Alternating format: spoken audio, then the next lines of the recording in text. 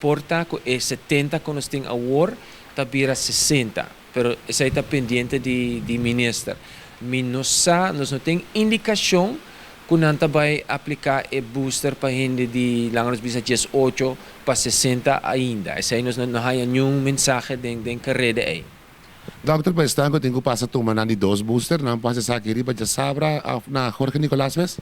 Correcto, nós está abrindo tudo já sabe, nós podem liberamente, nós está abrindo de 9 para 2 horas, no mestre de chama call center para asprar, just bing numa, corda binco bocarte de booster kubuting, então binco algo de identidade para nós verificar que nós está fazendo o trabalho correto. No saco war ki porta dokter bu contestami, pero no saco cifra na wag saliendo um yapa si mangso a habri praticamente promessa si mang atrás de lomba com a bike parte de vacunação general durante si manco a habri aqui ainda não asigiera.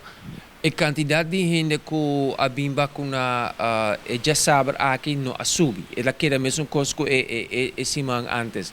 Nós está espera que já sabe aqui não que a mensagem de booster é vai subir sim. Pero já sabe passar estava a mesma quantidade que normal. Que men rede de prensa de gezagheber riba já webs não há causa nenhum efeito riba e gente ko abing e quantidade de gente ko abing vacuna e já sabe depois. Wala ko te virus mes Omicron kiko tayo last update ko tindi dia sa aqui.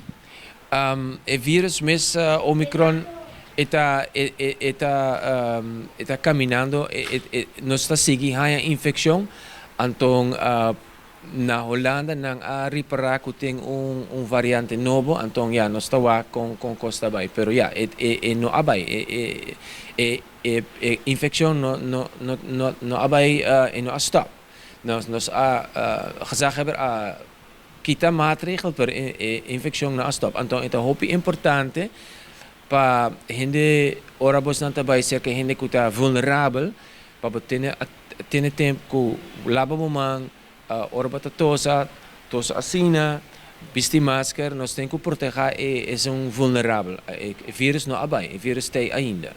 Dokter mencionar variante novo de Omicron ou variante de vírus novo? Variante de Omicron mesmo, que é primo de Omicron. É mesmo Omicron, pero primo de J.